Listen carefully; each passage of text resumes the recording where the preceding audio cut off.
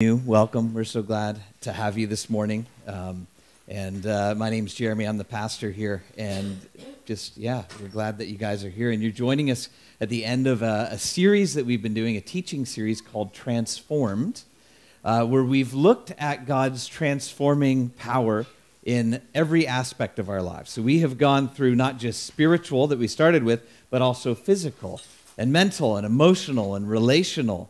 And today, and financial, don't forget that. And today, I want to wrap this series up by looking at the vocational aspect of our lives.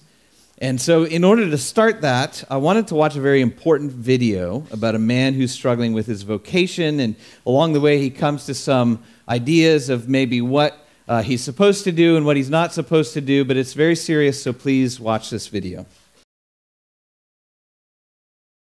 Yeah. Any Monty Python fans? So, yes. One good thing that the British did produce. So. Oh! Ouch. Yes. I told you I would change the mood here, so. Peter for pastor. Peter for pastor. Nice.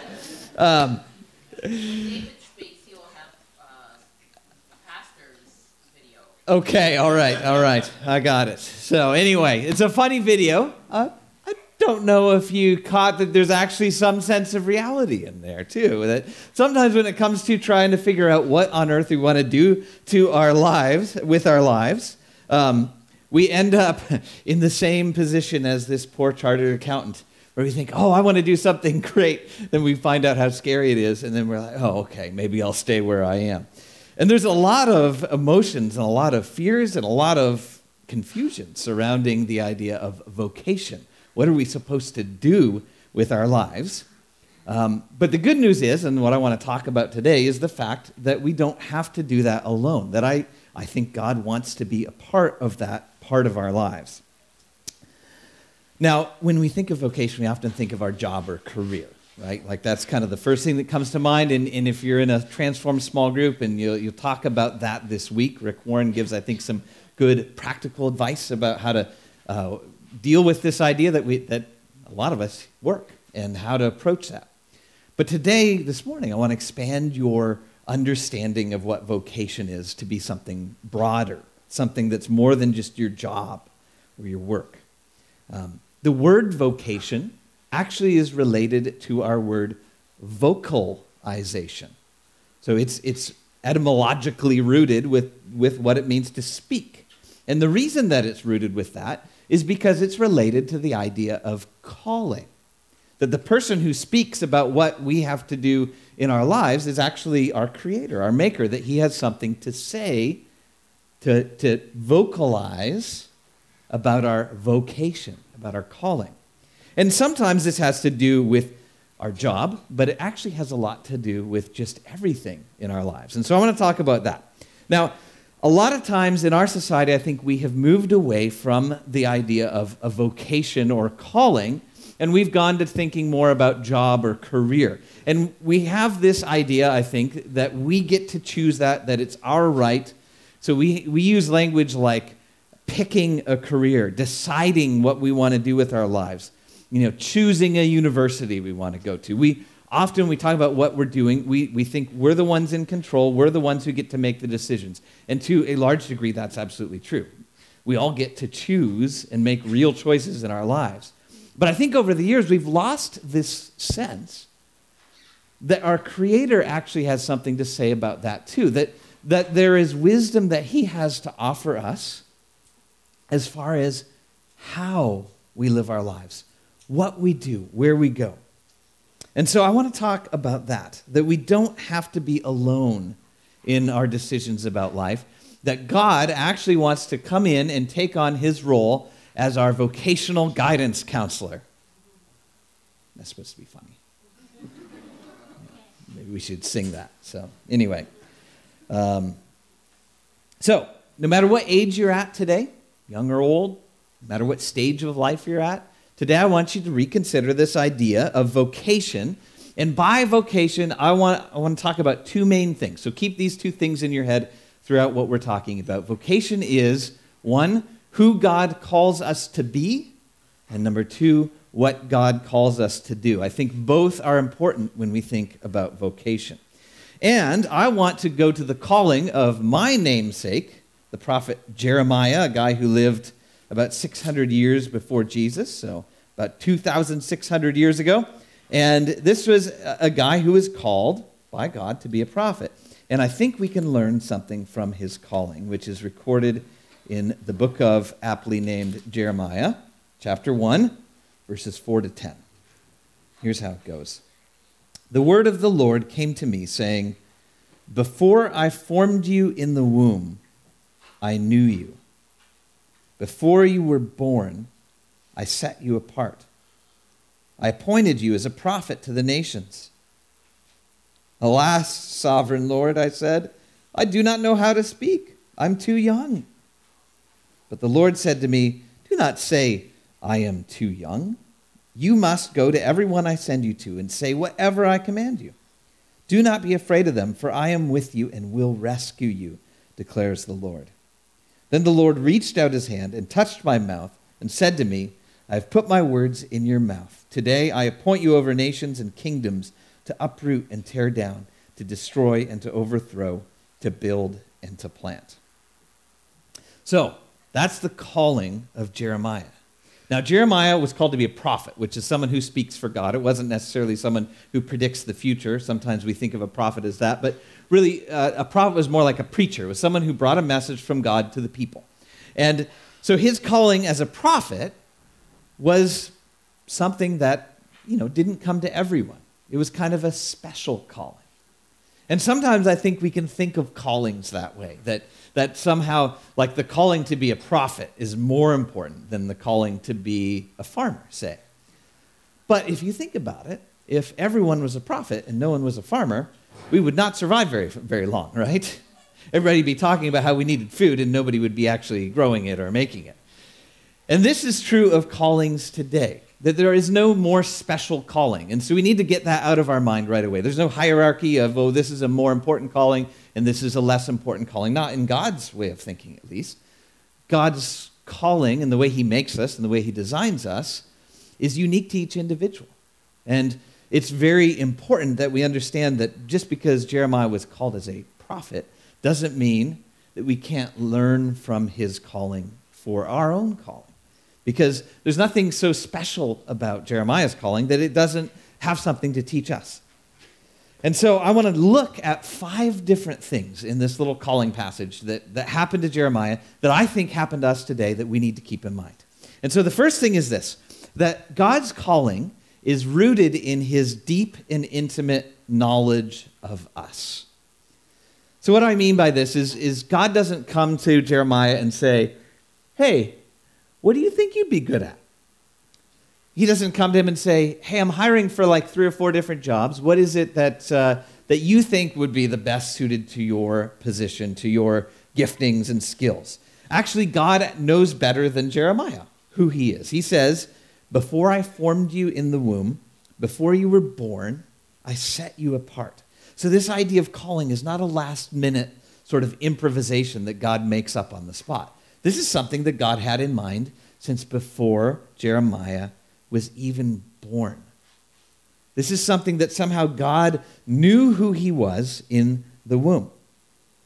Now, do you understand, maybe it's easy to understand that about a guy who's in the Bible, because clearly God knew him, he's more special. No, he's not more special. Do you understand that those same words apply to you and to me? That God could say to you, "Before you were born, I knew you. Before I formed you in the womb, I knew everything about you. I had something in mind." You're not like an accident. You're not just the product of your parents' DNA. You're the product of God's imagination, and he had something very specific in mind when he created you. I don't know if you can really accept those words, because I think there's a lot there.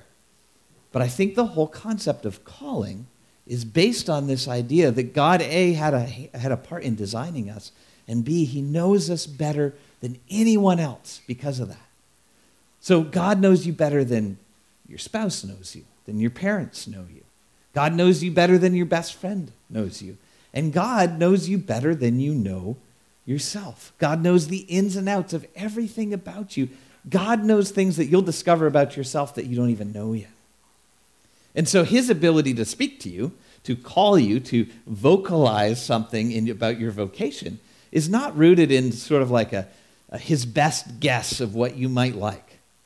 It's rooted in the most accurate available information. Does that make sense? So the first thing is that God's calling is based on his deep and intimate knowledge of you. And he doesn't make mistakes about that. The second thing I think we can learn from Jeremiah's calling is that who God calls us to be is more important than what he calls us to do. So I said that vocation is made up of both things, right? Who he calls us to be and what he calls us to do. And we often get stuck on this, what he is calling us to do. What am I supposed to do for my career? Where am I supposed to go to school? What should I take, this job or this job? All these task-oriented questions that it would be nice if God would answer a little more straightforwardly from time to time. But I think that when we think about vocation, we need to understand that the most important part of our vocation in God's eyes is not the specific task, but our identity. It has to do with who he has called us to be. And so that's why I think in the video we watched, the important and serious video about vocation, it was clear that this guy was designed to be a chartered accountant. He was appallingly dull, as they discovered about him. It was part of his identity. And so the task of chartered accountancy was secondary to the fact that he was created to be dull. Now, I don't really believe that God creates anyone to be dull, but I do agree that we need to understand more deeply who God has made us before and as a higher priority than just simply what the tasks are that he might want us to do. So notice when God comes to Jeremiah, what he says is, I appointed you to be a prophet. So prophet was his identity. It wasn't his job. He didn't say, I'm hiring you as my prophet.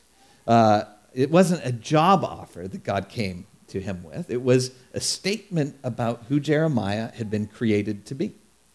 And what that means is that Jeremiah was a prophet whether he wanted to be or not.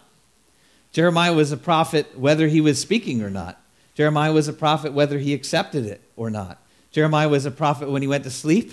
Jeremiah was a prophet when he woke up. It was part and parcel of his identity. In fact, Jeremiah suffered a lot because he was a prophet, because the messages that God gave him were not popular messages. And so he ended up in a lot of horrible situations. And he was quite honest with God about that. He said, God, you've tricked me. You've asked me to do this for you, and you said you were going to be with me, but now everything's terrible. And there's even this passage in Jeremiah 29 where he talks about trying to shut off the whole prophet thing. And he says in Jeremiah 20, verse 9, he says, but if I say I will not mention his word or speak anymore in his name, in other words, if I don't fulfill my identity as a prophet, his word is in my heart like a fire shut up in my bones. I am weary of holding it in. Indeed, I cannot. So there were times when Jeremiah was like, I don't want to be a prophet anymore. And he tried to turn it off, right? I don't know if there's anything in your life where you know it's part of what you're supposed to do, who you're supposed to be, but you don't always like it. And you wish you could just turn it off. Maybe like you care too much about people. And sometimes you wish you could just not care anymore. Or, maybe God has called you to be the one who speaks truth in a confrontational way. And that doesn't always make you the most popular person. You wish you could just turn that off. And you try not to be that. But when you try to hold it in, it's like fire in your bones. You understand what I'm talking about here? That there's certain parts of us that God has created in us that sometimes we wish we could just turn it off. But God, it's part of who we are. It's not just a part of what we're doing.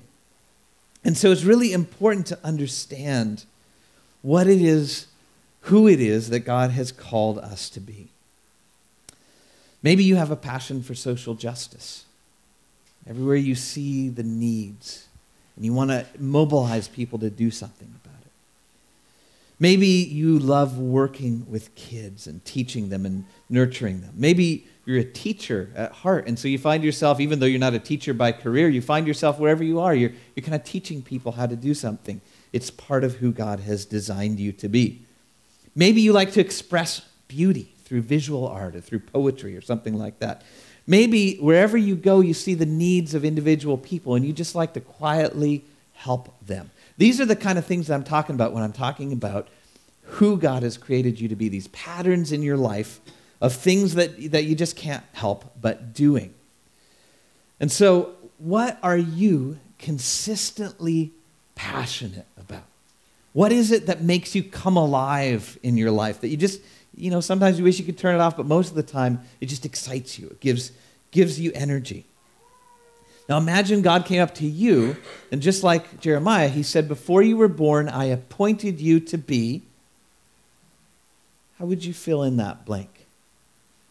What is it that God has called you to be to people, no matter where you go, no matter what your job is, no matter what age you're at? In fact, sometimes we can look back to when we're young and see a lot better ideas of who God has called us to be, because children are not quite as good at hiding that under society's expectations. So who were you when you were a little kid? What did people say about you? I kind of wonder if this whole prophet thing had come out when Jeremiah was a little kid.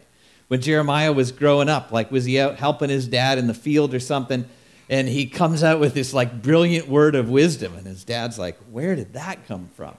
And maybe his uncles are like teasing him like, oh, you better be careful with Jeremiah. You might have a prophet on your hands there. Did anybody say things like that about you when you were a kid? Where you can look back and go, I think this was always a part of my identity, always part of what God had in mind when he imagined me. And a lot of times that just carries throughout our lives. But sometimes we lose it. Sometimes we bury it under our jobs. We begin to think our vocation is the job that we're working to make a living. And we forget about the calling that God has placed on us to be a particular person. So maybe look for patterns, I think, is the key here. It's not just one simple task, but it's a pattern across the board. So maybe you are a painter and you love to paint pictures. And so you think, okay, my calling is to be a painter. But maybe it's bigger than that. Maybe your calling is to notice and point out beauty. Or maybe you're like, well, all I ever wanted to do is have a family. And you think, well, maybe my calling is just to my own family. No, it's probably bigger than that. Maybe that desire that made you want to have a family is actually part of God making you someone who's good at nurturing and caring for other people beyond your own family. So think of patterns, but think big, think general. Don't just get sort of narrowed down into the task. Maybe you're really handy with a wrench. You've always been good at fixing cars and, fixing stuff that goes wrong around the house. But actually, maybe you have a passion for fixing problems, period. It's not always good to be married to someone who's good at fixing problems, but you know what I mean, Maybe there's a larger calling at work there. So, wherever your job takes you, I think it's important to understand that the deeper and more important question is to ask, who has God called me to be? Now, as we see in Jeremiah's call, he's not just called to be a prophet and then he has to figure it out for himself, but God actually begins to lead and guide him to different places. Okay, you are a prophet, and here's what I want you to do as a prophet. And that didn't come right away. It actually doesn't come to chapter 2 when God says, okay, now I want you to go to Jerusalem and say these things to these people. So once God calls us to be something, he does have tasks for us to do. And I think that he wants to be involved enough in our lives where we can ask him and say, God, what is it that you want me to do? Just don't put the cart before the horse. Who he calls us to be is the first priority. But once we get past that and we say, okay, what does God want me to do? Where does he want me to go to school? Which job should I take? Which career should I take? By the way, for those of us who have a hard time choosing a meal off of a menu, it can be very intimidating to go, okay, what do you want to do with your life? And I think that's why this idea of vocation is very comforting. It's very helpful because I don't know what I want to do with my life, and I could use a little help. I could use a vocational guidance counselor. So, how do you know what God's calling you to do? Well, here's the basic, most simple, most important thing to do. You should ask him. And then you should listen. It's really about that simple. So ask God what he wants you to do. Pray before you make decisions. And then be patient enough to wait for an answer. Don't just then go ahead and do whatever you want to do anyway. But actually ask and actually wait and listen. Now, how do you know that God is speaking to you? Well, look for coincidences. Look for doors that open up and doors that close. Look for things that people say to you that you go, because God often speaks through people. Look for things in the Bible that might go, that's an interesting verse that really, I'm sure didn't mean that originally, but really speaks to my situation now. God has all kinds of ways to speak to us. And I'll put it this way. It is not your job to pull that message out of God. If you've prayed and you're listening, just be patient. He created the universe. He can probably figure out how to get through our thick skulls, right? So don't stress. Just ask God and listen. And hey, maybe it'll come time you have to make a decision and you're still not sure you've heard from God. You just have to make the decision anyway. Well, you can trust at that point that God could have spoken to you and made it clear if he wanted to.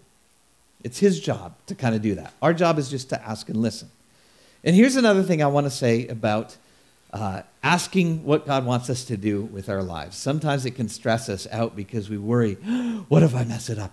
What if I don't hear right? What if? And the truth is that he's a pretty big guy, and he can figure it out for you. He can help you figure it out. But here's the other thing. If God doesn't tell you to do something else, you can assume that what you're doing is the right thing. And so this is the second sort of lesson to learn when it comes to asking God what to do. Assume that what you're doing now is what God wants you to do unless you hear otherwise. Don't get worried like, maybe I'm not doing, God calls us to all kinds of different things. And so assume that what you're doing, unless it's criminal, unless it's somehow immoral, assume that it's what he wants you to do. And then just keep doing it, remembering who he's called you to be. So if you're called to be an encourager, if that's just, if you filled in that blank with encourager, like before I was born, God appointed me to be an encourager. Because you just notice that wherever you go, you lift people's spirits. You are always the one. In fact, you wonder why nobody else does that. Why doesn't everybody encourage everyone all the time? Because it just flows so naturally. You're an encourager. Wherever you're at, be an encourager. If you're in an office setting, be the one that brings the whole office up to a different level. If you're working with kids, be the one that calls out the great things and the great potential they have. If you're in your family, don't expect someone else to be the encourager. You be it. It's part of who God has made you to be. Wherever you are, assume that you're in the position God wants you to be, unless you hear otherwise. And then be ready to go. Now, sometimes we get a little bit, I think, addicted, or I don't know about addicted, but we get fascinated in the Christian world with God's calling to do new, scary, adventurous stuff. And I'll talk about that in a minute, because sometimes God does call us to do new, scary, adventurous stuff. But you know what he calls us to do 99.9% of the time after he calls us to do new, exciting, adventurous stuff? Just to stay put. We experienced this in coming to plant the church. Like it was like this great, exciting thing to move up to Huntsville and, plant this church and stuff. And we knew that's what God had called us to do. But there was an emotional disconnect around like year 4 or 5 where it was like, okay, that was exciting, but now we're just kind of doing this church thing. It's not exciting anymore. And God kind of said, right, it's not all about being exciting. It's about being faithful. You were faithful in coming. Now you need to be faithful in staying. And sometimes we forget about that most of the time, God's just calling us to stay where we are and be faithful and be true to our calling. Now, I think that within that staying, he's always stretching us to a new place, always doing something that stretches us beyond our comfort zone and beyond our ability, which kind of brings us to the fourth thing we can learn from Jeremiah's calling, and that is that God's calling, God's vocation, always includes not only our strengths, but our weaknesses too. So what was Jeremiah's reaction when God says, I appointed you to be a prophet? Just like Moses, before him, he was like, no, you didn't. I'm not a prophet. I can't even speak. I'm too young, he says. See, God made Jeremiah to be a prophet, but that didn't mean that he felt like a prophet. Does that make sense? Sometimes the things God calls us to be and do don't match our feelings, don't match our sense of adequacy. And so whenever I think God calls us to do something, I think it will have aspects that stretch us beyond our abilities.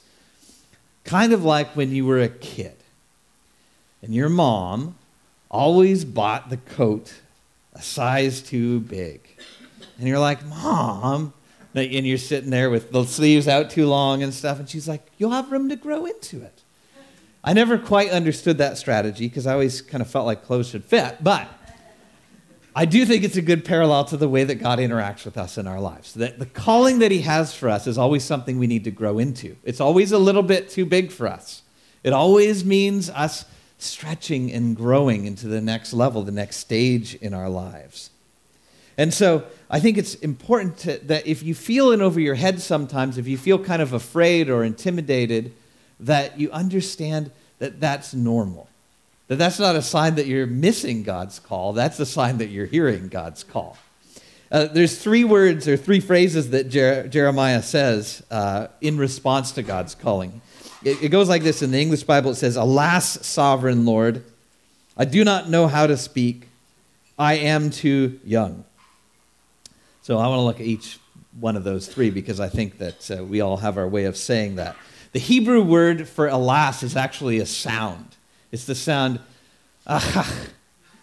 Okay. Have you ever said that? You know, the car breaks down alongside the road.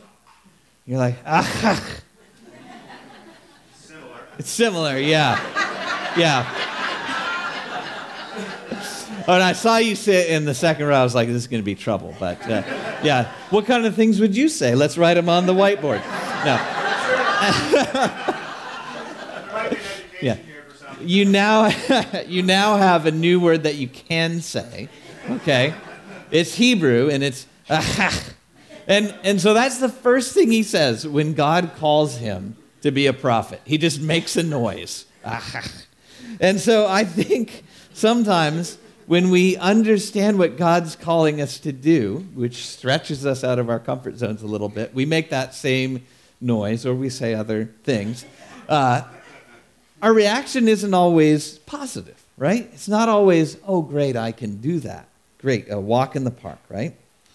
Now, the next thing that he says is, I don't know how. His particular one is, I don't know how to speak, okay? But we all have our I don't know hows. When God calls us, and God puts something in our lap, there's often an element of, but I don't know how to do this. I don't know how to deal with this. This seems like it's been the story of my life, okay? That every time I get one phase of life or ministry or whatever figured out, it's like I'm rewarded by getting to a harder, different phase. It's like a video game, right? You figure one level out and your reward is getting to a harder level that now you have to figure that out. And it's the same with life. It's the same with vocation, that God always calls us, challenges us to do something that we don't know how to do because God likes to teach us. God, I think, takes great satisfaction and joy in our growth as people. Not just in learning spiritual things, but just learning about life and learning skills. And so I think God often calls us to places that stretch us to where we go, well, I don't know how. And then God speaks and says, let me show you how. And then finally, Jeremiah says, I'm too young. I'm too young. And maybe that's what some of you here would feel anyway as we talk about vocation, is I'm too young. This sermon's not for me. You know, this is for the adults here who have jobs and careers and stuff. I'm just in school or whatever. You're never too young to find out who God is calling you to be and what he's calling you to do. That's a lifelong item. Now, on the other side, there might be some people here saying, I'm too old, or I'm too busy, or I'm too broken. What would be your I'm too that you say to God when you know that God maybe is calling you to do something? Or maybe you flip it around, and instead of saying, well, I'm too whatever, you're saying, I'm not blank enough. To say I'm too young means I'm not old enough. I'm not experienced enough. What is it that you would say to God when he asks you to do something? He comes to you and says, hey, I've made you to be this person. And you say, well, but I'm not blank enough. I'm not spiritual enough. I'm not righteous enough. I'm not churchy enough. Well, how can you ever be churchy enough, right? I don't even know what that means. It kind of brings back this old saying that I've heard many times, and I don't feel like I can say it quite as well as the preachers who would normally say it. But God does not call the qualified, but he qualifies the called. Does that make sense? God does not call the qualified, but he qualifies the called. He brings us into a position where he can teach us, where we can learn to trust him. And so when God calls us, it's not just our strengths that he's going to use. He's going to use our weaknesses as well. And he's going to stretch us and grow us. And that leads us to the final thing that I want to say about this, and that if you are following God's call for your life, there are times when it will terrify you. That God calling often involves some fear on our part. So Jeremiah doesn't come out in this passage and say, I'm afraid. But God clearly knows that he's afraid, because one of the things God says to him is, do not be afraid of them. In fact, that's one of the most common commands in Scripture, is do not be afraid. Well, I think there's two reasons that that's one of the most common things that God says to us in Scripture, do not be afraid. One, because, we're kind of maybe a little bit more like the accountant than what we would choose to admit. But second, because God is often calling us to scary things.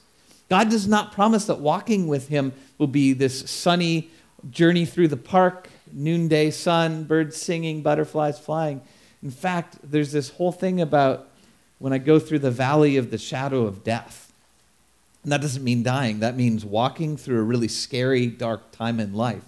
The Bible assumes that if we're walking with God, there will be dark and scary times. But of course, that psalm says, but I'm not going to fear because you're with me. And so if you feel afraid, that's probably a pretty good sign that you're tuning in to who God is calling you to be and what he's calling you to do. Because I think that the paths that God leads us on often have a bit of fear to them. Fear of stepping out, fear of failure, fear of rejection, fear of not being good enough, fear of people not liking what we're doing or not agreeing with what we're saying. There's fear sometimes. And so those are the 5 lessons. First of all, that God's call is based on his deep knowledge of who we are meant to be. Second, that who God calls us to be is more important than what he calls us to do. Third, that he does have specific tasks and that it's our job to keep listening, and until he calls us to change, usually we just sort of stay put. Fourth, that his call will involve not only our strengths, but also our weaknesses. And fifth, that there will be times when what he asks us to do will scare us a lot.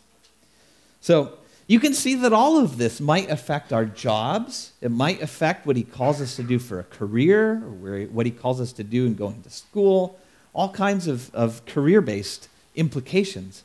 But this is a lot bigger than just our career or our job. This is something that applies to young, old. This is something that applies to you before you go to university and applies to you after you're retired, because God always has something in mind for you. On a personal level, vocation has come to mean something different to me in the last 12 months, not meaning that I'm leaving or anything like that, but this PhD program that you've heard me talk about, I don't know, a few weeks ago someone asked me, what's that all about? Kind of concerned. Like, why are you doing that? And so I kind of shared with them why I was doing it. And they said, oh, you probably should have said some of that stuff. So I thought I would share a little bit about why I'm doing it. And the short answer to it is that I felt that God called me to do it. For several months, though, I was really dragging my feet. It was too expensive. It was going to be too hard. I didn't know how I was going to balance everything. And I wasn't even sure why I was doing it. Like, I don't know that there's any different career path for me just because I get this degree. But it was something that was in my heart and on my mind a lot. And so last summer, went out on the kayak and kayaked on the Big East River up and down and spent a lot of time just praying and thinking. And during that time, I realized that Well, first of all, a lot of times when I say, God, what do you want? I often feel like he asks me back, what do you want? Because sometimes it's important to understand that about ourselves, what we actually want. And so, I had come to admit that really I wanted to go back and do it, that it was like one of those fire in my bones things, that I figured that if I didn't go back and do this or pursue this academic path now, that I was going to be the 70-year-old man doing it at the end of my career because I had always wanted to and never done it. And so I said, actually, God, I would really like to do it. And then so he kind of said, so what's holding you back? Oh, it's going to be too expensive. I can't do that to my family. It looked like it was going to cost like $50,000. And that could get me a really nice car.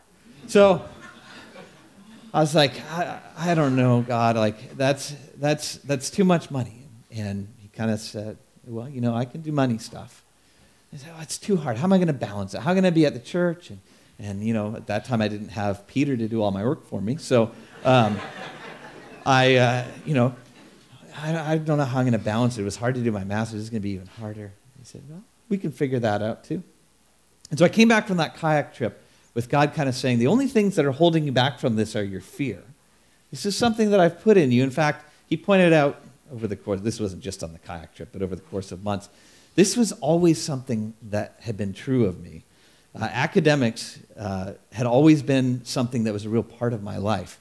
But then there was a period of time where God said, all right, you kind of need to get out of that academic world where you feel safe and comfy, and you need to spend some time in the real world. So that I understood and accepted for a long period of time. But even when I was a kid, this is funny, and I probably shouldn't say this because it's going to come back to haunt me. But when I was a little kid, like probably 5 or 6, and I had glasses because I got my glasses real nice and early, adults would tease me and call me the little professor. And so I remembered that as I was thinking about, okay, these things come out often when you're young. And I loved to write as a kid, and I loved to read, which is 100% of what a PhD is, reading and writing. And so I realized this is something that's always been in me. It's just fear that's holding me back. I'm just going to apply and see what happens. So I applied to the 2 schools that I could do the degree at while staying here, because that was important to me. I didn't feel like it was time for me to leave or anything like that. And I got accepted to both. And one was the bankruptcy amount that I mentioned a minute ago. And with the other one, I got a scholarship. So it costs almost nothing to do. And then this past week, I found out that God had provided through OSAP grants and that my financial needs have been more than met. And God has opened every other door along the way. And so vocation doesn't have to be your job, but I can tell you this whole process has been scary for me. There's not a week that I drive down to classes where I don't feel out of my league or in over my head. And I have to keep reminding myself, wait a minute, if this is something God's called you to, then he's going to give you what you need one step at a time. And I get all stressed out because I don't know what I'm going to do my dissertation on and this and that. And I get stressed out, and then God just sort of says, hey, I'm just going to provide for you one step at a time. And I was praying about it this week because I was super stressed out this week. And the words carried along kind of came to me as I was praying. And I thought, that's what's happening here, is I'm just being carried along, just one step at a time. So I'm just kind of sharing that with you so you know more of how this affects me. And you understand, like, this is something that's lifelong, that's ongoing, that you keep choosing, you keep wrestling through. And so I want to just close with the song now. And maybe God has been speaking to you about your own calling. Maybe he's been saying to you something about who he's called you to be or what he's called you to do. And maybe you're afraid. Maybe it's scary.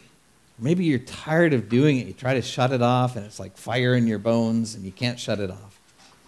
And this song is just a chance for you to kind of talk to God about that.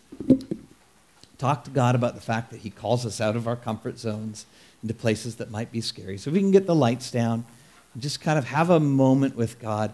You can stay seated at the beginning of the song, and then just as it goes along, I think it'll build to a point where we can stand and celebrate together before we go. But let's just quiet our hearts for a moment here.